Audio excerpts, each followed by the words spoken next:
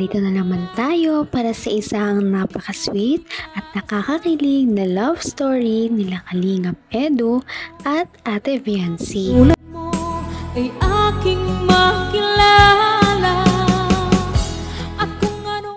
Sa pagpapatuloy ng ating video ay ngayon na lamang ulit nagkita si Kalingap Edu at Viancy dahil ngayong araw ay bumisita ang Kalingap team sa kanilang bahay. Naabutan ni Kalingap Edu na nag-aayos ng bubong ang papa ni Ate Viancy at ito nga daw ay ginagawa nila bilang paghahanda sa napapalapit na piyesta sa kanilang lugar. Kaya naman maya-maya lumabas na si Ate Viancy at talaga namang napakaganda niya talaga. Sabi naman ni Kalingap Edu na medyo nagtatampo daw siya dahil parang hindi naman siya pinapansin ni Ate Viancy. Maya-maya ay pinapasok niya na lamang si Kalingap Edu sa bahay nila upang doon sila ay makapag-usap sa mga bagay-bagay dahil namiss nga nila ang isa't isa. Medyo matagal na naman sila kasing hindi nakapagkita. Pinapalaki nyo na. Para doon pala yun. Uy. Ay. Grabe, di ako pinansin. Anong ginagawa nyo po? Para saan yan? Pista. Sa pista. Walang lutuan. Bro, hindi kayo tumuloy yung bubong mo, bro. Ha? Hindi mo kayo tumuloy. Hindi naman yung... Kala mo nga, kala marunong ha. Uy, hindi yan para doon. Iba yan. Ano? Ako, hindi mo ako binati. Hello po. Nakadating ko pa lang. Tara po, pasok ko muna. Ano po pa? Kaya ko ba, okay na tayo. Hindi ka na ano po dapat. Usap na tayo. Grabe at napakaganda nga ni Ate Viancy noong araw na yon. Ganon din naman si Kalingap Edu dahil napapansin natin na parang bihis na bihis talaga siya. Grabe at parang ini-impress na nga niya ang pamilya ni Viancy kahit pa sa way ng kanyang pananamit. Dahil napakagwapo niya nga noong araw na yon kaya napangiti rin sa Ate Viancy noong sila ay magkita. Pagkatapos noon nga na pinapasok na niya si Kalingap Edu ay nag-usap na silang dalawa at marami nga silang napag-usapan. Grabe ang kulitan nila sa vlog na ito dahil napaka-sweet. Nagkaroon pa sila ng mga holding hands at maraming pag-uusap sa mga bagay-bagay. Extra ang sweetness nila sa vlog na ito at parang sila na talaga or malapit na maging sila. Kaya naman marami ang kinilig sa kanilang mga viewers at talagang nag-trending ang kanilang video na ito. Alam mo, subukan mo magpulit. Makakatikim ka. Joke lang. Paano nga, papasok ako, ang init. Magpo ka pa sa akin. Ako, baka di mo gusto ano mo, kikis-kikis sa kamay. Sige ka.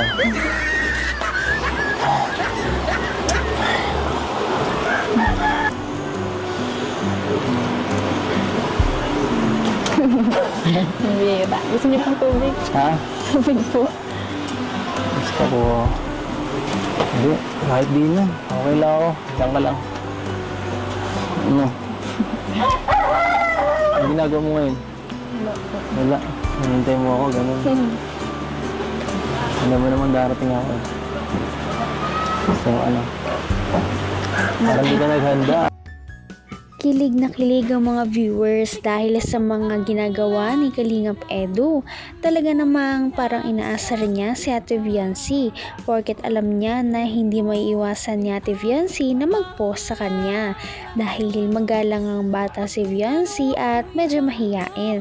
Kaya naman hindi niya talaga maalis sa kanyang sarili na magpo sa mga ibang tao na kanyang kausap kahit pa ito ay kanyang kaedad.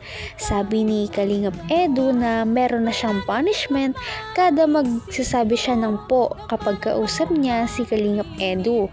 Talagang tinitrain na niya si Viancy na wag magpo sa kanya dahil parang may something na nga sa kanilang dalawa.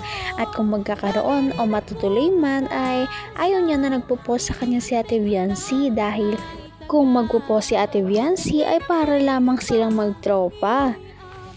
At nakakatuwa naman dahil hindi talaga ito maiwasan ni Beyonce kaya parang matutuloy ang kiss sa kamay niya. Ay, Oo nga po. Bagay po sa inyo.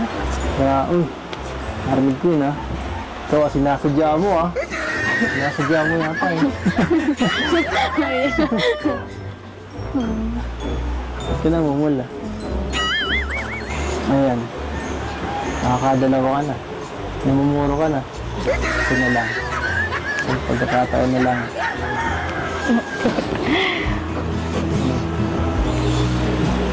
Saka pala, ano yung sabi mo kanina? Bagay. Bagay po sa inyo yung suot. Tempo ka naman. Ay, sige. Papalampasin ko muna yan ngayon ah. Ay, ikaw talaga. Bagay sa akin ang suot ko. Kitang-kita sa mga mukha ni Ate Beyonce na talaga namang kinakabahan siya sa pag-kiss sa kanya ni Kalingap Edu. Dapat nga ito talaga ay kiss, ngunit sabi naman ni Kalingap Edu na sa kamay na lamang daw dahil nagbibiro lamang ito. Parang enjoy na enjoy talaga siya na asarin si Ate Beyonce. Parang ito talaga ang mga steps na ginagawa ng mga lalaki ang mang-asar kapag gusto nila ang isang babae. Kaya naman kinilig ang mga viewers sa kanilang mga ginagawa. Sabi ni Kalingap Edu na mamaya kapag inulit pa ni Ate Beyonce ang pagsasabi ng po sa kanya ay talagang tutuluyan niya na daw ang pag-kiss sa kamay ni Ate Beyonce. Kaya parang tumahimik nilang sa Ate Beyonce para hindi ito mangyari.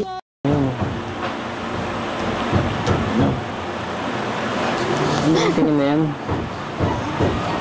Ay. So ano, pinagkakabala mo dito? Kanina po, nagpunta po kami sa Pablo po ng Angel, sa school po. Sinama mo mag-enroll. Saan nag-enroll? Si Angel? Makapusa ng card, ma-transfer po. Transfer? Hindi ko, nawala po. Hindi ko alam po. Ano? Bakit mo kasi talagang po mo ako? Sige ka. Hindi ko ito bibitawan. Hindi ka nasasanay. Ang walang sa akin. Hindi ho. Ito sinasadya mo yan. Hindi na po. Sinasadya mo. Binitawan na nga ni Kalingap Edu pansamantala ang kamay ni Ate Beyonce. Ngunit nung nagkwento naman si Ate Beyonce tungkol sa pag-enroll daw ni Angel school ay hindi na naman sinasadya na nakapagsabi na naman siya ng po. Kaya naman hinawakan na ni Kalingap Edu ng mahigpit ang kamay ni Ate Beyonce at talaga namang kinilig si Ate Beyonce dahil dito. Sabi niya ay hindi na daw siya makapag-focus at hindi niya na daw alam mga sasabihin kay Kalingap Edu dahil kada sabi niya ay hindi niya talaga sinasadya na masasabi niya talaga ang po. Hindi talaga ito madali alisin kay Ate Beyonce dahil ito na nga ang nakasanayan niya sa pag-uusap nila ni Kalingap Edu sa araw-araw. Okay lang. Sige, hindi na. Sige, hindi na. Okay na.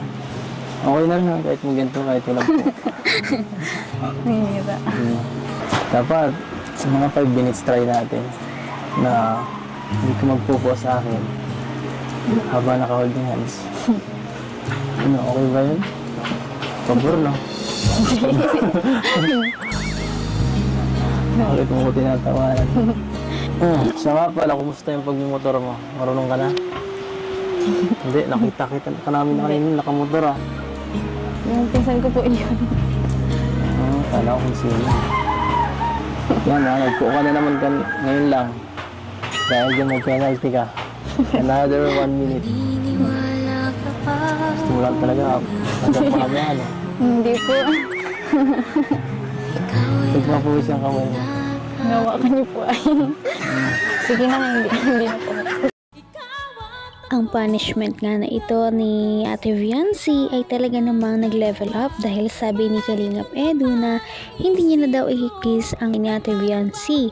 Ngunit ito daw ay i-holding hands niya na lamang. Kaya naman nanatili ang dalawa na magka-holding hands ng ilang minuto habang nag-uusap.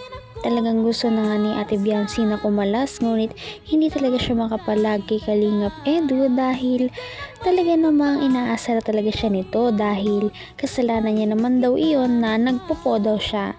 Ito naman ay ginagawa ni Kalingap Edu para naman mas maging komportable na talaga sila sa isa't isa at hindi na sila magkakaroon ng ano pang ilangan habang sila ay nag-uusap. Kaya naman tunghayan natin ang iba pang surprise sa ating next na video. Kaya naman, sana ipatuloy natin silang suportahan at mahalin si Viancy, si Kalingap Edu at ang Kalingap team.